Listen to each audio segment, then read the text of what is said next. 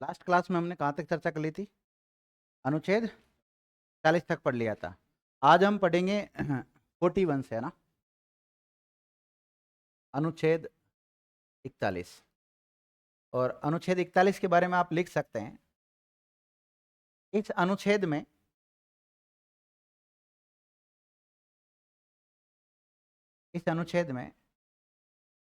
कुछ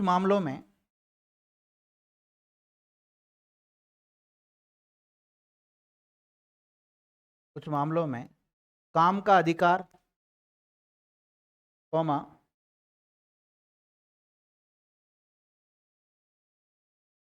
शिक्षा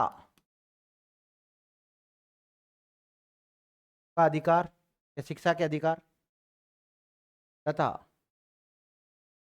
सार्वजनिक सहायता ब्रैकेट में लोक सहायता, सार्वजनिक सहायता ब्रैकेट में लोक सहायता पाने का उल्लेख किया गया है।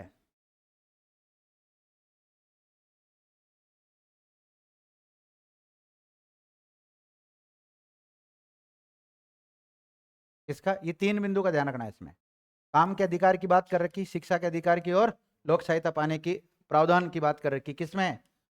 41 में। देखिएगा, राज्य का कर्तव्य बनता है कि वह काम ब्रैकेट में रोजगार, काम से क्या तात्पर्य है यहाँ पे? रोजगार। काम ब्रैकेट में रोजगार की गारंटी सुनिश्चित करे, गारंटी सुनिश्चित करे तथा शिक्षा और लोक सहायता,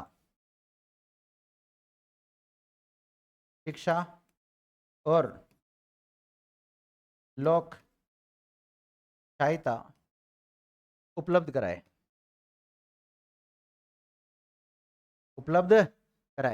ये सारे कर्तव्य किसके हैं? राज्य के। लिखिएगा, इसी अनुच्छेद से प्रेरित होकर सरकार के द्वारा, कौन से अनुच्छेद से? इसी अनुच्छेद से प्रेरित होकर सरकार के द्वारा, हाँ, सरकार के द्वारा निम्नलिखित कार्य किए गए हैं। जैसे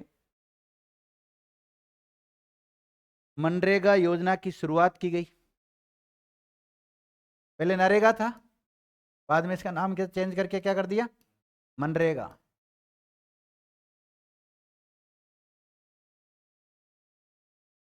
हाँ, मनरेगा योजना की शुरुआत की गई। इसकी मनरेगा योजना की शुरुआत की गई कौन से आर्टिकल से प्रेरित होकर? 41।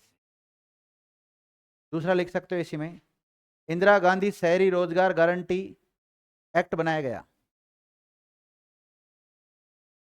कौन सा? इंदिरा गांधी शहरी रोजगार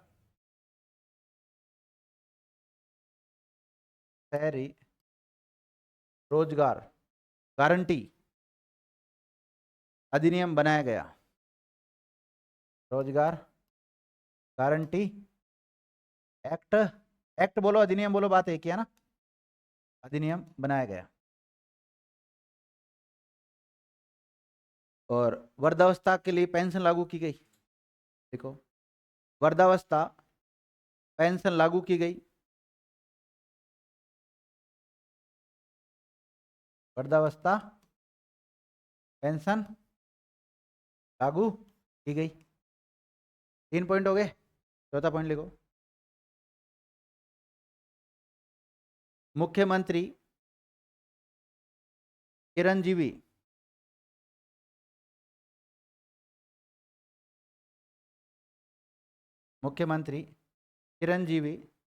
स्वास्थ्य बीमा योजना स्वास्थ्य बीमा योजना प्रारंभ की गई।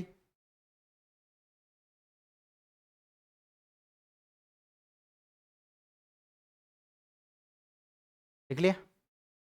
ये हो गया कौन सा आर्टिकल आपका? लिखो अनुच्छेद 42।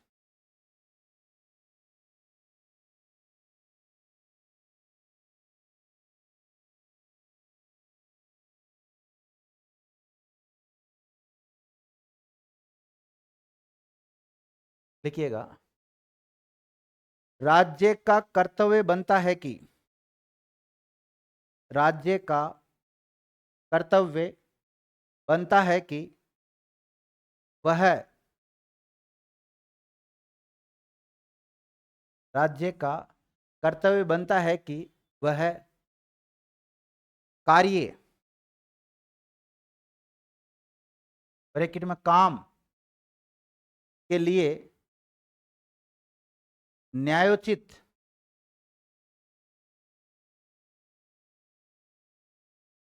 न्यायोचित तथा मानवोचित, न्यायोचित व मानवोचित दशाएं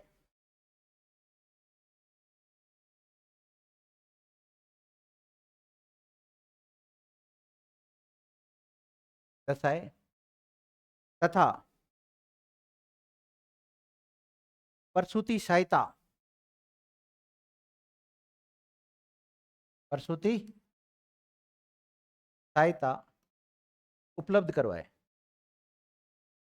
प्रसूति सहायता उपलब्ध करवाए।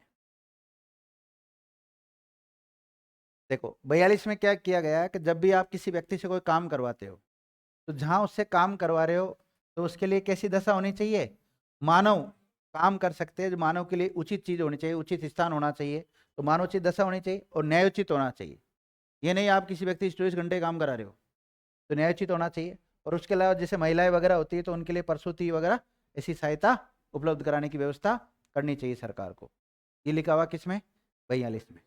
देखो, इसी अनुच्छेद से प्रेरित होकर निम्नलिखित प्रावधान किए गए हैं। ये तो कुछ ही उदाहरण दे रहा हूं मैं ना, इनके अलावा भी हो सकते हैं। इसी अनुच्छेद से प्रेरित होकर सरकार ने निम्नलिखित कार्य मतलब, एक मिनट, क्या लिखा था आपने लास्ट बोलना? हाँ, निम्नलिखित प्रावधान किए गए, जैसे जननी शिशु सुरक्षा योजना प्रारंभ की गई। कौन सी? जननी शिशु सुरक्षा।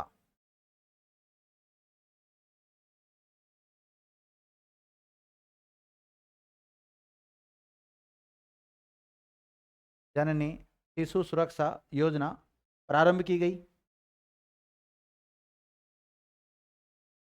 जननी शिशु सुरक्षा योजना प्रारंभ की गई। मातृत्व अवकाश प्रारंभ किया गया। मातृत्व अवकाश की शुरुआत की गई। हाँ वही, जब किसी लेडी के बच्चा होता है तो उसको 6 महीने के लिए क्या मिलता है? अवकाश मिलता है। पितृत्व अवकाश ही मिलता है, पिता को मिलता है 15 दिन का। सरकारी जो महिलाएं होती है उनको 6 महीने का मिलता है, और जो पिता होता है उसको कितने दिन का मिलता है? 15 दिन का मिलता है, खिलाने के लिए बच्चे को। लिखिएगा, इंदिरा गांधी मातृत्व पोषण योजना प्रारंभ की गई।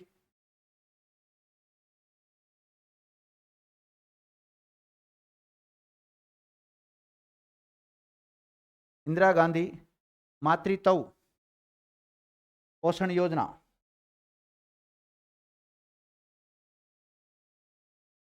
पोषण योजना भी इसी से प्रेरित होकर शुरू की गई। जान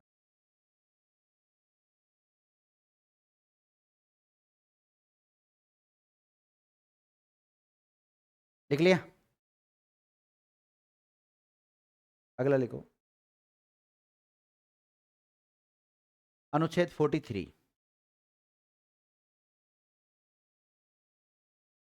याद करना है कौन से अनुच्छेद में क्या लिखा हुआ है। अनुच्छेद 32 में क्या लिखा हुआ है? संवैधानिक उपचारों का अधिकार। वैसे याद करना 36 में क्या है, 37 में क्या है, 38 में क्या है, 42 में क्या है और 43 में क्या है। 42 तक हो गया। 43 लिखो, अनुच्छेद 43 लिखो। राज्य का कर्तव्य बनता है कि राज्य का कर्तव्य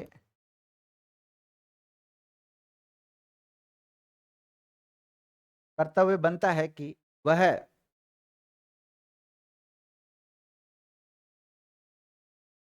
कार्य के लिए कर्मगारों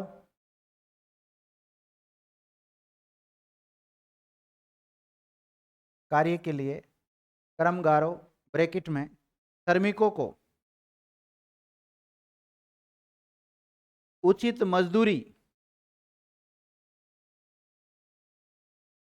उचित मजदूरी उपलब्ध कराए।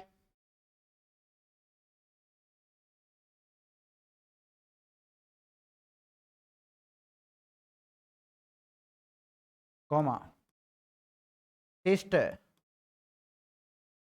जीवन स्तर उपलब्ध कराए।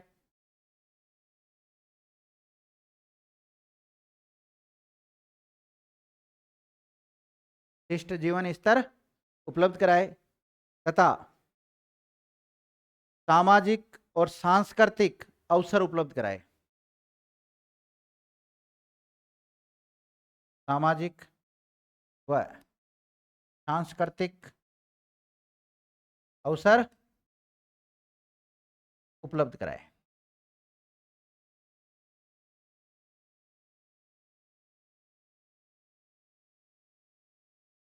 देखो, कोई श्रमिक है, कोई व्यक्ति है जो काम करता है, जो भी वो काम कर रहा है ना, क्या कर रहा है? काम कर रहा है, तो उस काम का क्या दिलाओ उसको? उचित मजदूरी, उचित मेहनताना जिसको हम कहते हैं सामान्य भाषा में। अब एक व्यक्ति सुबह 7 बजे से लेके रात को 10 बजे तक काम कर रहा है और उसको आप महीने के 200 रुपये दे रहे हो। कितने दे रहे हो? पैसे तो दे रहे हो आप, तनख्वाह तो दे रहे हो, लेकिन कितनी दे रहे हो? 200 में क्या करेगा?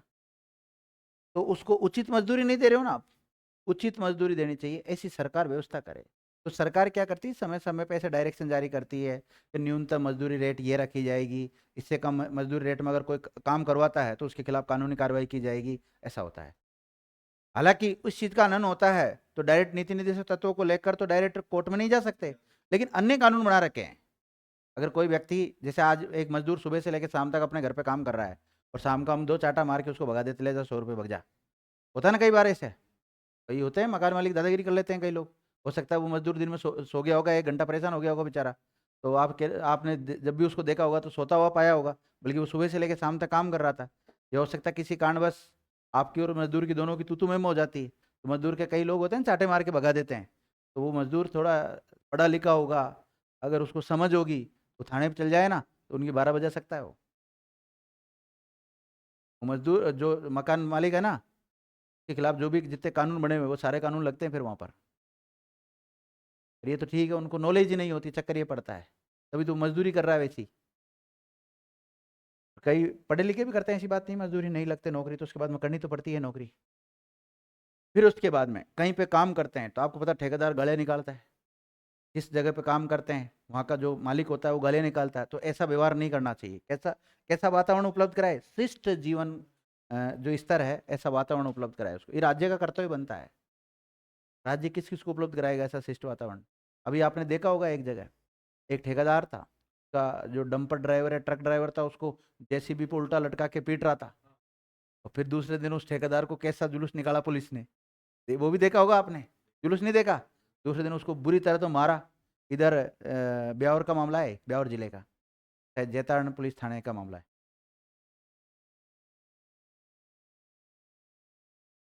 तो अपराधी ठीक है, एक समय के लिए दादागिरी कर सकता है, लेकिन लास्ट में जाके जिस दिन हत्थे चढ़ेगा ना, उस दिन पूरी दादागिरी उतर जाती है। ऐसा शौक करो ही क्यों? उसके बजाय तो पुलिस अधिकारी बनो आप, तो लोगों की दादागिरी उतारो, लेकिन कभी कभी पुलिस की भी उतर जाती है। वहां अगर आप गलत करोगे तो उतरती है। पुलिस में आप न्याय करो, दुआएं लो लोगों की, तो जब कभी संकट आएगा आपके ऊपर तो वो जो दुआएं है ना, जिनका लोगों का आपने कभी भला किया होगा, वो दुआएं काम आती है। और जब भी कोई सामाजिक या सांस्कृतिक कार्यक्रम होते हैं तो उनमें उनको भी बुलाया जाए, उनको भी सम्मानित करते हैं ना, कई लोग ऐसे मंचों पर बुलाकर उनको सम्मानित करते हैं कि भाई इसने ये काम किया, ये काम किया, ऐसा होता है। तो ये राज्य का कर्तव्य बनता है। देख लिया।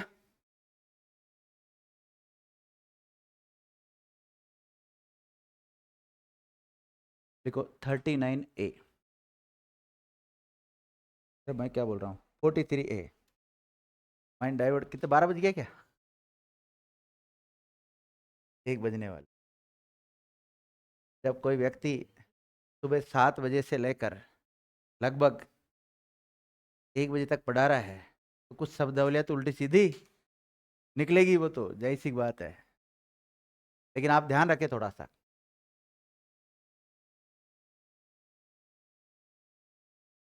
ऐसे एक्टिव तो हो तुम, अगर मैं जैसे थोड़ा सा भी उल्टा सीधा शब्द बोलते हो पकड़ लेते हो तुरंत।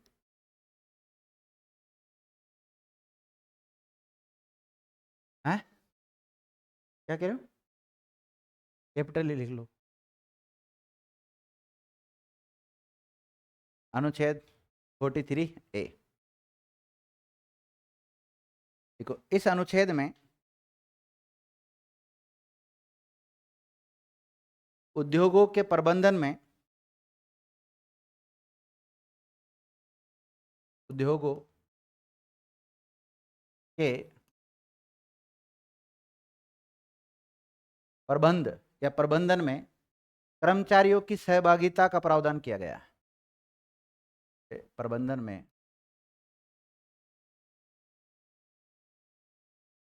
कर्मचारियों की सहभागिता का प्रावधान किया गया है। उद्योगों के प्रबंधन में कर्मचारियों की सहभागिता का उल्लेख इंडियन कॉन्स्टिट्यूशन या नीति निर्देश तत्वों के कौन से आर्टिकल में मिलता है? 43A। बस सवाल इतना सरल ही आता है, या ऐसा आता है 43A में क्या लिखा हुआ है, बस ये लाइन याद कर लो आप तो। इससे बाहर RS पीरी तक कोई दिक्कत नहीं है, फिर भी लिख लो 2-4 लाइन। देखो, राज्य का कर्तव्य बनता है कि, इसका सारे राज्य के कर्तव्य, वैसे तो राज्य का कर्तव्य बनता है कि उद्योगों के प्रबंधन में, उद्योगों के प्रबंधन में श्रमिकों ब्रैकेट में कर्मगारों, श्रमिकों को क्या बोलते हैं? कर्मगारों की भूमिका को बढ़ावा दिया जाए।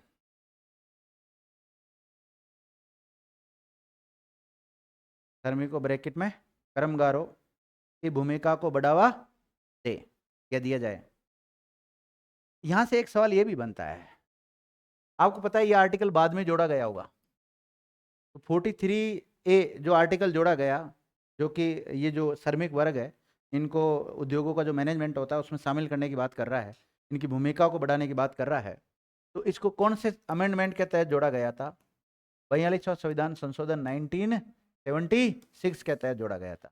लिखिएगा नोट, इस अनुच्छेद को, इस अनुच्छेद को 42वें संविधान संशोधन, 42वें संविधान संशोधन 1976 के तहत जोड़ा गया।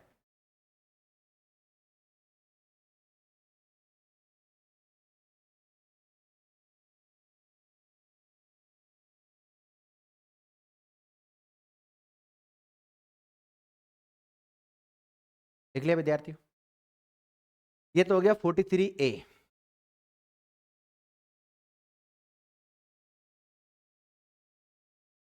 43B,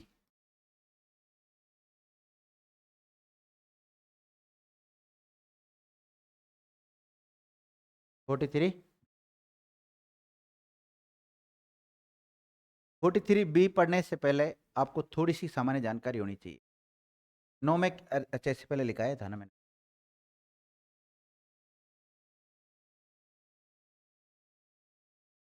हाँ भाई, मैंने कहा था जो लोकल बॉडीज होती है उसको दो पार्ट में विभाजित करते हैं हम। दो पार्ट कौन कौन से? एक तो पंचायती राज और एक नगर निकाय। नगर निकायों को जो संवैधानिक दर्जा दिया गया वो 74वां संविधान संशोधन 1992 के तहत दिया गया। और जो पंचायती राज संस्थान है इनको जो संवैधानिक दर्जा दिया गया वो 73वां संविधान संशोधन 1992 के तहत दिया गया। इसका उल्लेख तो मिलता है भाग 9 में, इंडियन कॉन्स्टिट्यूशन के भाग 9 में, और इसका उल्लेख मिलता है भाग 9A में। और भाग 9B में किसका उल्लेख मिलता है? सहकारिता।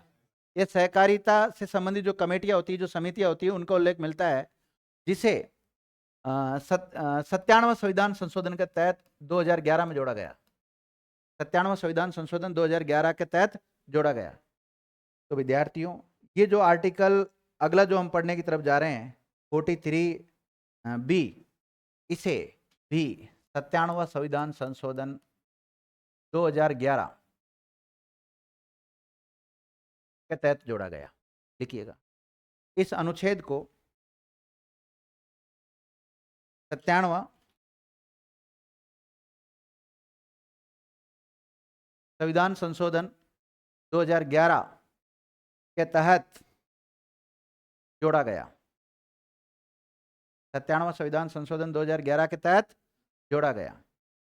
लिखो, इस अनुच्छेद में सहकारी समितियों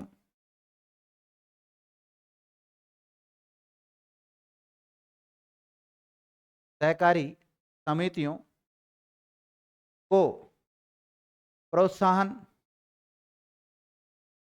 देने का प्रावधान किया गया है।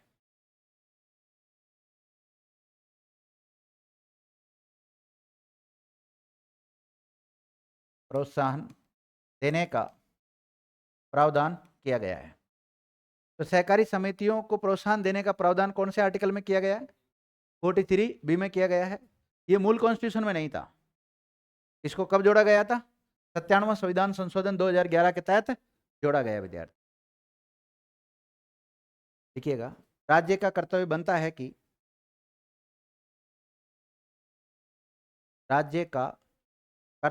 है कि वह सहकारिता को बढ़ावा दे। किसको? सहकारिता को बढ़ावा दे। क्या होती है सहकारिता? हाँ भाई, सहकारिता सोसाइटी, ग्रामीण इलाके से रिलेटेड है, वो जानते होंगे। सोसाइटी से हम वो लेके आते हैं, कभी खाद बीज लेकर आते हैं, वो क्या होती है? सोसाइटियों का नाम तो सुना आपने, सहकारिता का नाम तो सुना हुआ है। सहकारिता भंडारण भी देखा होगा आपने, वहाँ सोसाइटी में लिखा होगा सहकारिता भंडारण। तो खाद बीज वगैरह जो एकत्रित होते हैं ना, वहाँ पे मिलते हैं आपको। वहाँ क्या करते हैं, कई लोग मिलकर आपस में एक संस्था बनाते हैं, एक कमेटी बनाते हैं, और उसके कुछ कर्मचारियों की भी उसमें नियुक्ति करते हैं, जो कि वो सिस्टम चलता है पूरा। जैसे बैंक नहीं होते कई प्राइवेट बैंक, उन्हीं की बात ये एक प्रकार से सहकारी समितियाँ होती हैं, जो लोकल स्तर पर काम करती है, वहाँ का प्रशासन को चलाने का काम करती है, उन लोगों को लोन देने का काम भी करती है, आर्थिक सहायता भी करती है लोग। ठीक है, वो काम होता है। आगे हम सहकारिता हम पढ़ेंगे वहाँ पर, अभी ज़्यादा लोड ना ले। तो क्या लिखा आपने? राज्य कर्तव्य बनता है कि वह सहकारिता को बढ़ावा दे। अब माना कि हम गांव के 10 लोगों ने या आसपास एक सहकारिता कमेटी बना ली, हमने रजिस्टर्ड भी करा ली, लेकिन हमारे पास पैसों की कमी है। तो फिर हमें अगर सरकार थोड़ा बहुत अनुदान दे देगी तो हमारा वो सिस्टम सही चल जाएगा। क्योंकि हम किसानों को क्या देना चाहते हैं? खाद देना चाहते हैं, बीज देना चाहते हैं। अब सरकार हमें थोड़ी बहुत पैसे देगी, जब भी तो हम उनको सब्सिडी दे पाएंगे, तभी तो उनको सस्ता दे पाएंगे, नहीं तो नहीं दे पाएंगे। ऐसा होता है। आ जाओ भाई, आ जाओ। हाँ, घूमते रहते हो तुम। काम हो गया, शनिवार को ही काम होता है। देखिएगा, सहकारिता को बढ़ावा दे, लिख लिया ना? जैसे सहकारी समितियों का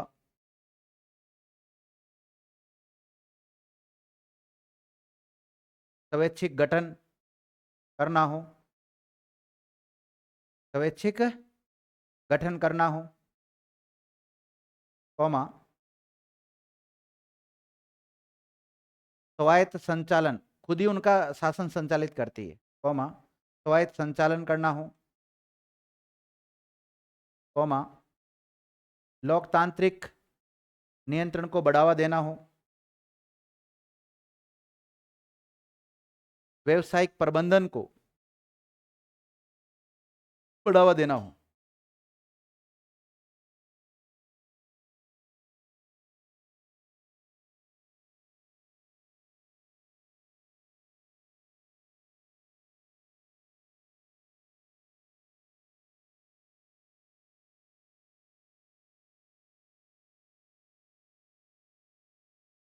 एक नोट और डाल लो विद्यार्थियों, मेरी बात सुनना।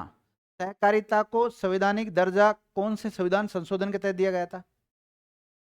97 संविधान संशोधन 2011 के तहत। नोट डालो। सहकारिता को सहकारिता को सहकारिता को संवैधानिक दर्जा, कैसा दर्जा? संवैधानिक दर्जा 97वां संविधान संशोधन 2011, 97वां संविधान संशोधन 2011 के तहत दिया गया।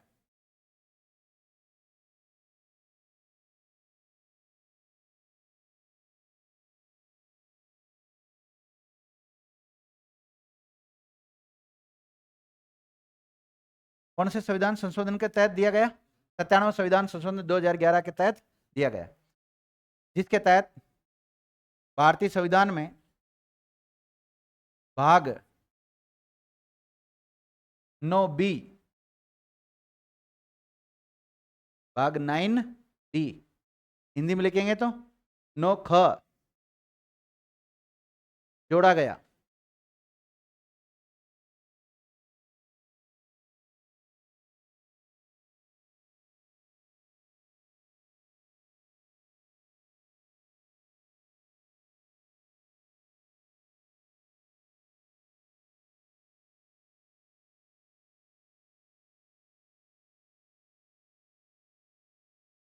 अब भाग 9ख में कौन से आर्टिकल आते हैं? 243Z से लेकर 243ZT तक लिख लो। भाग 9ख में अनुच्छेद 243Z से अनुच्छेद 243ZT तक आते हैं। मतलब अगर आप यह आर्टिकल पढ़ लेते हैं, H के बाद में क्या आता है? HIJKLMNOPQRST, कहां तक? T तक। 243Z, जेड है बाद में ना, ZS से लेकर ZT तक।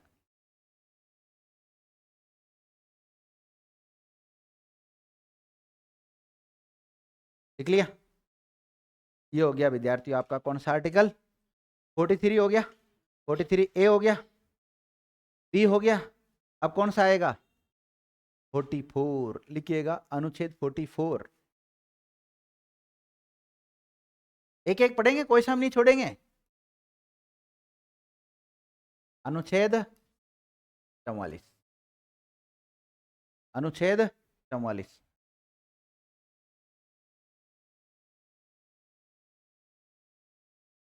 देखिएगा, इस अनुच्छेद में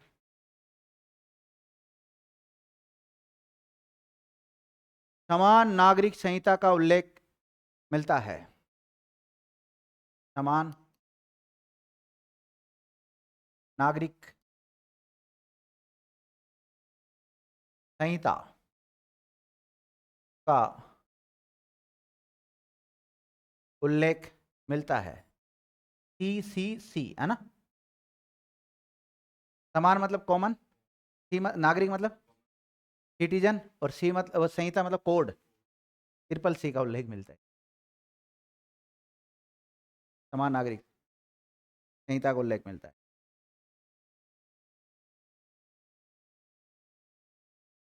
अब देखो,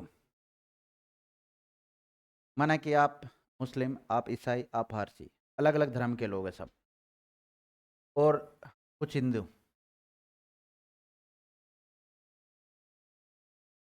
चाहे हिंदू, ईसाई या मुसलमान, अलग अलग धर्म के लोग रहते हैं, एक ही देश में रह रहे हैं, भारत में रह रहे हैं, और भारत का संविधान संपूर्ण भारत पर लागू होता है। फिर भी अभी तो हालांकि काफ़ी कुछ अमेंडमेंट कर दिया। मुसलमानों में ऐसा था, जैसे एक मुसलमान लड़का, एक ईसाई लड़का और एक हिंदू लड़का, किसी ने किसी को मार दिया, मर्डर कर दिया, तो मर्डर कर दिया तो मर्डर की सजा है आजीवन कारावास। कितनी है? ईसाई लड़के ने मर्डर किया तो उसको भी आजीवन कारावास की सजा होती, मुस्लिम ने किया तो उसको भी आजीवन, और हिंदू ने किया तो उसको भी आजीवन कारावास। तो जो अपराध होते हैं ना, वो दो प्रकार के होते हैं। ये जो भी मामले होते हैं, कोई भी मामला या मुकदमा जो भी होता है, वाद जिसको हम कहते हैं, वो दो प्रकार का होता है। आपराधिक मामला और एक दीवानी मामला। कैसा मामला? दीवानी मामला। इसको सिविल मैटर कहते हैं। दीवानी मामले को क्या कहते हैं? सिविल मैटर कहते हैं। और आपराधिक मामले को क्रिमिनल मैटर बोलते हैं। क्या बोलते हैं? Criminal matter. तो क्रिमिनल मैटर में तो चाहे किसी भी धर्म के व्यक्ति ने अपराध किया हो, सजा सबको क्या मिलती? समान मिलती। मतलब प्रावधान सब धर्मों के लिए सेम है। लेकिन ये जो दीवानी मामले हैं, जैसे विवाह विच्छेद हो गया, क्या गया? विवाह विच्छेद हो गया, संपत्ति से संबंधित कोई मामला हो गया, या कोई अन्य कोई भी मामला जो भी दीवानी मामलों के अंतर्गत आते हैं। बहुत लंबी इसकी परिभाषा है अपने आप में, बहुत लंबी लिस्ट है कि दीवानी मामलों में कौन कौन से आते हैं। और जो पहले सीआरपीसी चलता था उसमें बिल्कुल लिस्टेड कर रखा है कि कौन सा मामला दीवानी होगा और कौन सा मामला फौजदारी होगा। ठीक है। अब चक्कर ये पड़ता है कि अलग दीवानी मामलों के बारे में, मतलब आपराधिक मामले तो सबके लिए सेम है, सबको समान सजा मिलती है, जो भी कानून बने हुए भारतीय कानून। लेकिन दीवानी मामलों में अलग अलग धर्मों के अलग अलग कानून है। मुसलमानों में जैसे अगर तलाक लेना होता था तो उसका नियम अलग है, हिंदुओं में तलाक लेने का नियम अलग है। एक ही देश के नागरिकों के लिए अलग अलग कानून होना सही नहीं है। तो कुछ मतलब हमारे इसमें ये प्रावधान कर रखा है कि राज्य चाहे तो, कौन चाहे तो, राज्य मतलब भारत, देश, देश चाहे तो पूरे भारत में समान कानून लागू कर सकता है। जैसे फौजदारी मामलों में कर रखा है ना, वैसे दीवानी मामलों में कर सकता है। भारत प्रयास करता है, मुसलमान कहते हैं हमारे साथ गलत हो रहा है, अन्य धर्म के लोग फिर खड़े हो जाते हैं, फिर ऐसी दिक्कत है तो फिर राज्य नहीं कर पाता, क्योंकि वोट बैंक, राजनीतिक कुछ पेचीदगियाँ सामने आ जाती है, ऐसी दिक्कत होती है। लेकिन फिर भी भारत का पहला राज्य गोवा है, में समान नागरिक संहिता कानून लागू हो जाए। लिखिएगा आप लोग।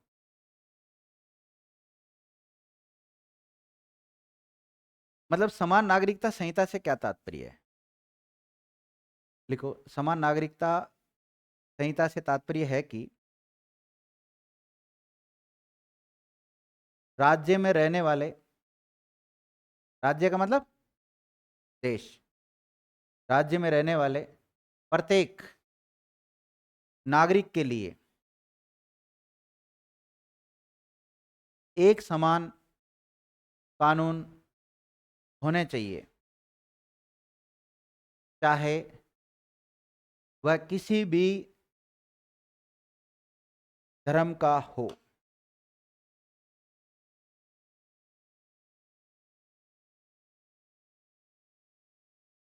राज्य में रहने वाले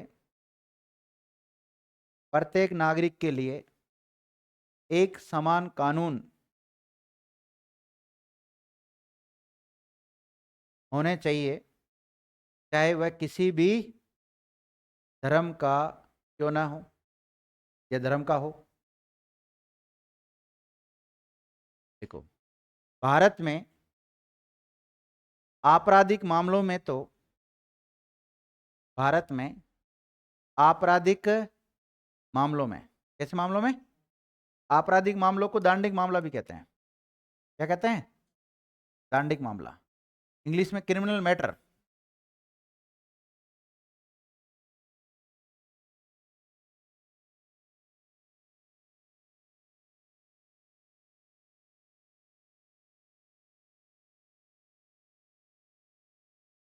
ये सब मामले, और भी इनके अलावा भी हो सकते हैं, हत्या, लूट, चोरी, डकैती, इन सब मामलों में तो कानून समान है सब धर्मों के लोगों के लिए, लेकिन जो सिविल मामले हैं उनमें समान नहीं है। 1 मिनट, सेंटेंस बोलना जमा नहीं है? भारत में आपराधिक मामलों में तो समान कानून लागू है, लेकिन दीवानी मामलों में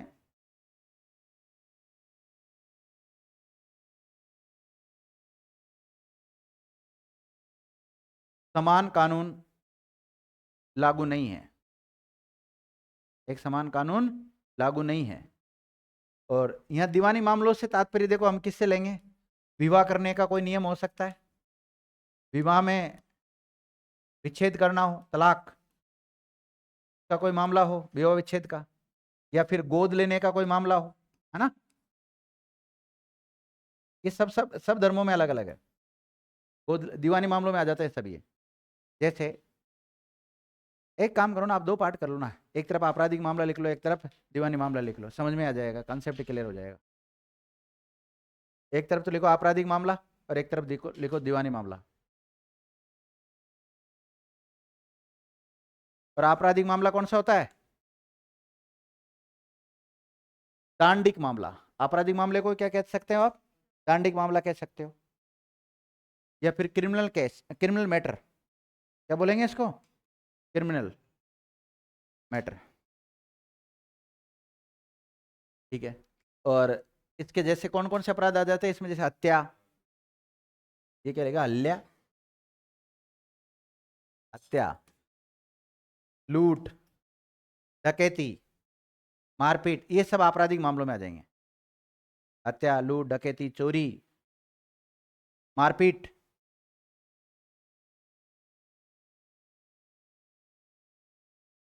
लिख लिया?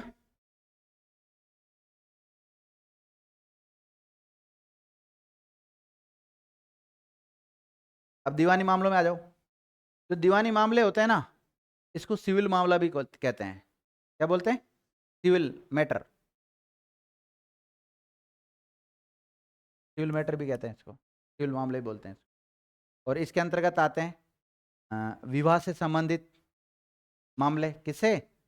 विवाह, या अब विवाह के साथ विवाह विच्छेद भी आ जाएगा, विवाह विच्छेद, तलाक। इसके अलावा गोद लेने से संबंधित मामले, गोद लेने से, जैसे होता है ना कुछ धर्मों में एक से अधिक विवाह कर सकते हैं और कुछ में नहीं कर पा रहे, तो फिर ये तो अलग अलग कानून हो गया एक प्रकार से।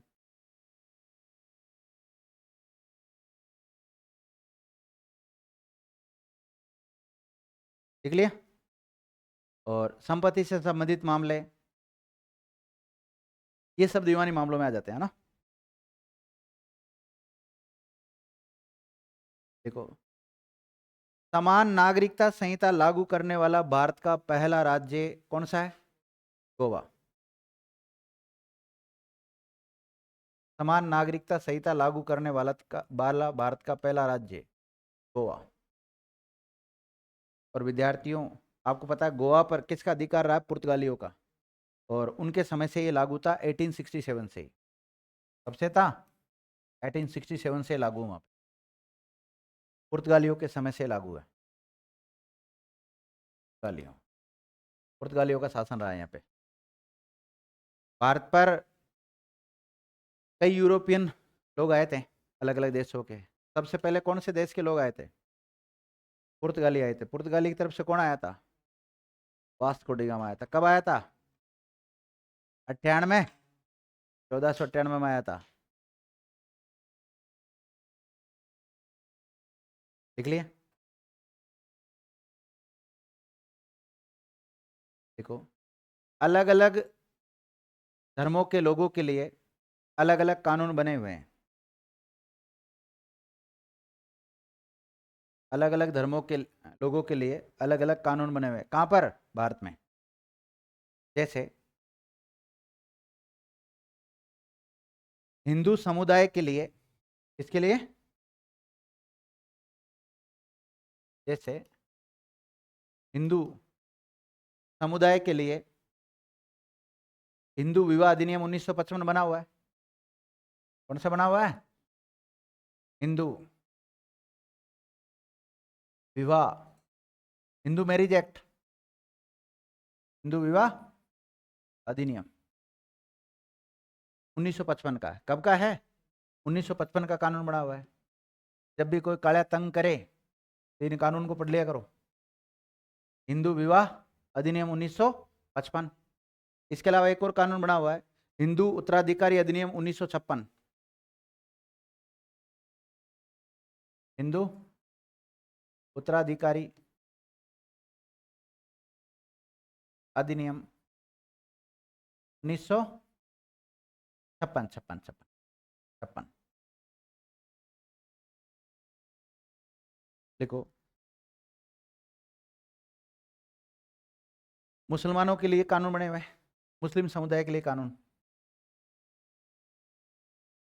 मुस्लिम समुदाय के लिए कानून, और उसमें लिखो मुस्लिम विवाह तलाक अधिनियम 1939। मुस्लिम विवाह एवं तलाक अधिनियम 1939। अब आप कहोगे सर 1939 में तो हम स्वतंत्र ही नहीं हुए थे, ये तो पुराना कानून है, क्योंकि ये लागू रहता है बाद में भी। यस या नो?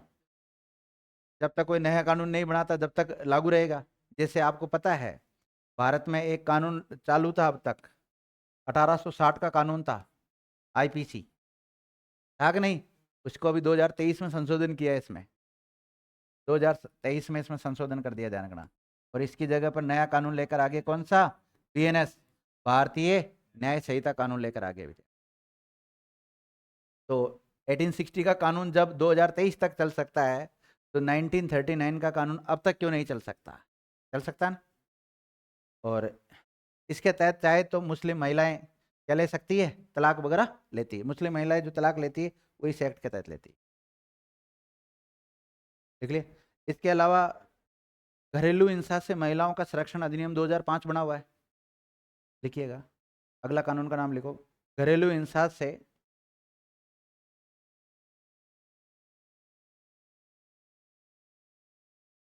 घरेलू हिंसा से महिलाओं का संरक्षण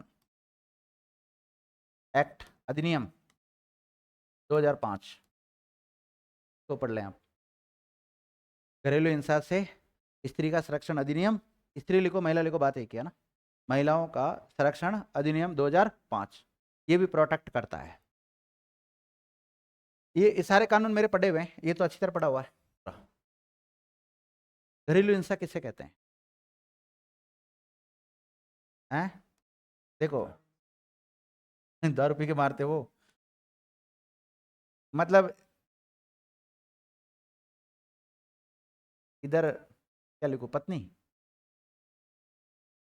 पहले लिख देता हूँ, पत्नी तो इधर से आई है, पति के घर आई है। कहाँ पर आई है?